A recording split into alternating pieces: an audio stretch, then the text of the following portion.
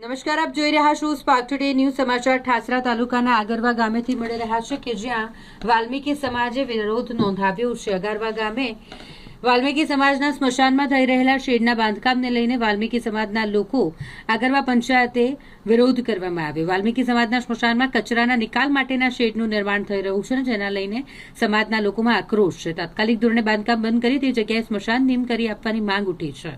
મોટી સંખ્યામાં વાલ્મીકી સમાજના લોકો અને અગ્રણીઓ આગરવા ગ્રામ પંચાયત ખાતે પહોંચ્યા. વર્ષોથી વાલ્મીકી સમાજના લોકો દ્વારા તે જગ્યાએ અંતિમ વિધિ કરાઈ છે અને ત્યાં કચરાના નિકાલ માટેના શેડનું બાંધકામ શરૂ કરવામાં આવ્યું છે, જેના કારણે વાલ્મીકી સમાજના લોકોની લાગણી દુભાઈ છે. ગ્રામ પંચાયત તેમજ તાલુકા વિકાસ અધિકારીને તેઓ દ્વારા અરજી કરવામાં આવી છે. જો બાંધકામ નહીં અટકાવવામાં આવે તો પછી તેઓ ઉપવાસ આંદોલન કરશે તેવી ચીમકી પણ ઉચ્ચારી છે.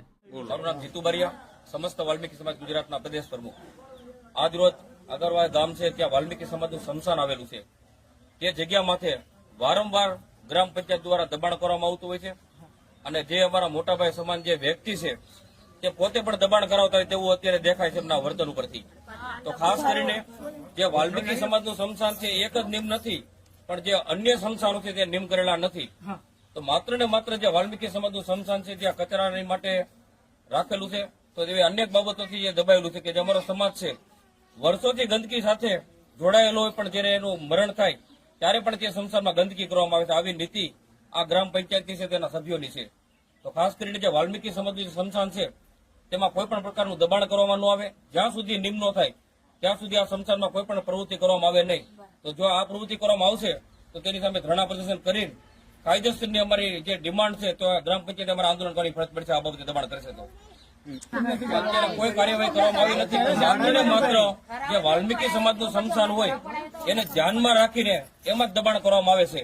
કે આ જગ્યા વર્ષોથી જે આપેલી હોય, જે પરંપરાગતથી જે અમારા સ્મશાનમાં જે સ્મશાન વિધિ સાથીઓ અમારા જે પરિવારજનો છે તેની જગ્યાને દબાણ કરીને આ લોકો ગ્રામ પંચાયતમાં એક જ સ્મશાન નિમ નથી એવી વાત કરીને અન્ય સમાજના સ્મશાનો છે કોઈના નિમ નથી થયેલા, પણ માત્ર ને માત્ર દબાણ વાલ્મીકી સમાજના સ્મશાન ગૃહમાં થઈ રહ્યું છે. અત્યારે હાલમાં કે જે અમારું સ્મશાન છે તેની માટે દરખાસ્ત કરવામાં આવે અને તાત્કાલિક 1 મહિનાની અંદર તેને નિમ કરીને જે કાંઈ બાંધકામ કરેલું હોય તેને બંધ કરીને એને ફરતી જે ધારાસભ્યની ગ્રાન્ટ આવે છે તેમાંથી અમારું સ્મશાન ગૃહનું નિર્માણ થાય તે બાબતે અમે અપેક્ષા રાખવી જાય એના ધારાસભ્ય પર.